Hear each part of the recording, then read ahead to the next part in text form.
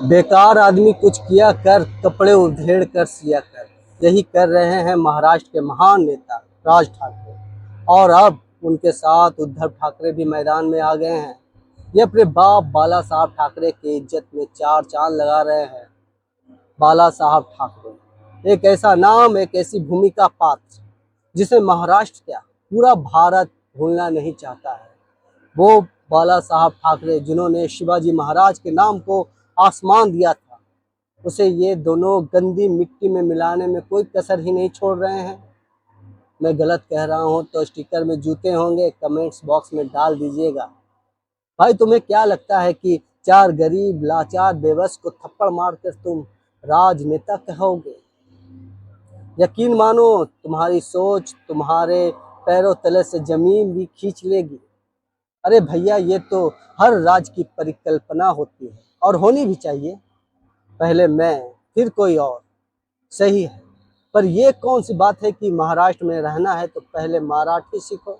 बोलो, कभी भूले से भी ख्याल आता है तुम्हें कि यही बात एक गुजराती, एक मारवाड़ी, एक राजस्थानी, एक बिहारी, एक साउथ इंडियन कहने लगे, तब क्या होगा इस देश का? अखंड भारत का सपना देखने वाली आंखें ही अंधी हो जाएगी। शिवाजी की भूमि है ये, मिट्टी के शेरों शिवाजी की। वो छत्रपति शिवाजी महाराज जिन्होंने हमेशा एक ही बात कही, राष्ट्रवादी बनो, राजवादी नहीं। और यही बात कहते कहते संभाजी महाराज ने अपनी जीभा तक कटवा ली। याद नहीं हो तो एक बार छावा फिल्म भी देख लेना। अरे भैया, किस भाषा का विरोध कर रहे हो तुम? हिंदी की, वो हिंदी जिसे भारत की पहचान माना जाता है, उसे बदलोगे तुम? अरे बेवकूफ़ो, याद करो बाला साहब ठाकरे जी जिन्होंने मराठी होने से पहले खुद को हिंदू कहना उचित समझा था। अपने वक्तव्य में कहते नहीं थकते थे कि गर्व से कहो कि हम हिंदू हैं। हिंदू हैं मतलब हिंदी हैं। और तुम उसी हिंदी को मिटाने की बात करते हो। क्या क्या बदल दोगे तुम? वो हिंदी जिसमें हमारा राष्ट्रगान गाया जाता है, रोक दोगे तुम हमें राष्ट्रगान गाने से? या फिर जन गण मन को मराठी में लिखवाओगे? वंदे मातरम का मराठी अनुवाद क्या होगा? बनाओगे या बतलाओगे? साले, अपने बचाव में सफाई देने के लिए भी तुम्हें हिंदी का सहारा लेना पड़ा।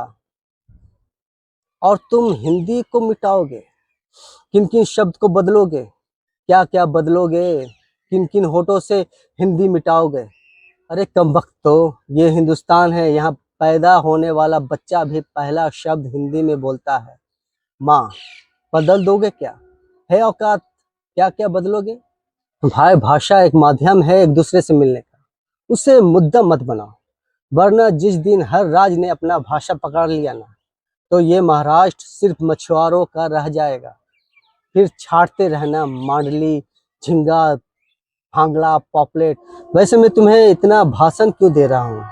मैं भूल क्यों रहा हूँ कि चींटियां अपनी तादाद जितनी भी बढ़ा लें, गन्ना नहीं घसीट सकती। बोलना तो हमें उन्हें चाहिए जो बड़े कान लगाकर हमारी इस वीडियो को देख रहे हैं। हमारे उत्तर भारतीय भाई भैया लोग, बुरा लगा, लगने दो। मन करे तो ब्लॉग स्किप करो। मैं मराठियों को शर्म क्यों लगा रहा हूँ? शर्म तो तुम्हें आनी चाहिए।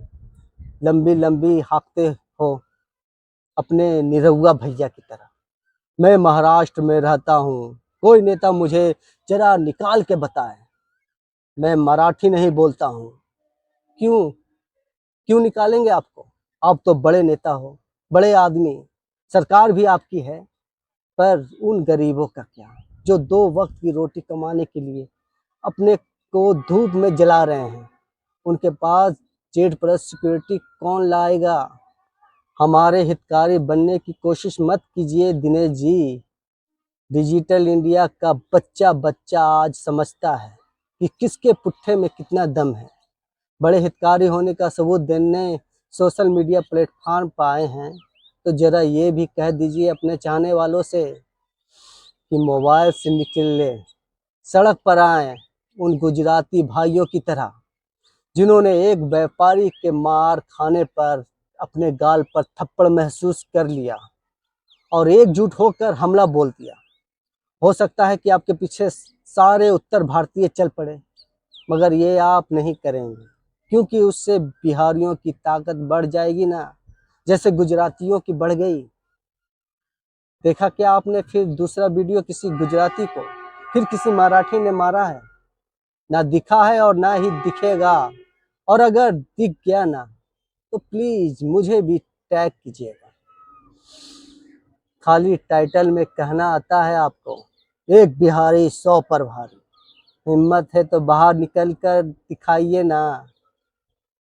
क्या भरोसा नहीं है आपको कि आपके आह्वान पर हम नंगे पैर भी सड़क पर आ जाएंगे? आह्वान कीजिए महाराज। सबसे पहले ये ऋषिराज आपके साथ कदम से कदम मिलाएगा। क्या हुआ सर, ब्लॉग में ये लाइन सुनते ही गला सूख गया है क्या आपका? तो निकलिए बाहर। आपके पास वो स्टेज है सर, वो मंच है जहाँ से आप हमारे मदद कर सकते हैं। मगर नहीं, आपको तो सिर्फ अपनी तारीफ सुननी है। का बात बा भैया, रहुआ तो शेर बानी, कमाल भैया। यकीन मानिए ये सारे लिखने वाले सिर्फ इस बात से खुश हो रहे होंगे कि आपने उनका कमेंट देख लिया होगा। और भरोसे के साथ मैं ये भी कह सकता हूँ कि आप ही की तरह जूते खाने में इन्हें भी शर्म महसूस नहीं होता होगा। दिल तो कहता है कि बस कहता चला जाऊं, मगर बात उसी मुहावरे वाली होगी जो आप अपने संवाद में दोहराते रहते हैं। भैंस के आगे बीन बजाए भैंस खड़ी पहुराए। बैठिए आप अपने गद्देदार सोफे पर और मरने दीजिए उनको जो लिख रहे हैं, निरहुआ भैया जिंदाबाद। अरे भैया, छोटा सा नारा है, पूरा उत्तर भारत दोहरा रहा है। समय है समझ जाओ, पटोगे तो कटोगे। जय हिंद, जय भारत।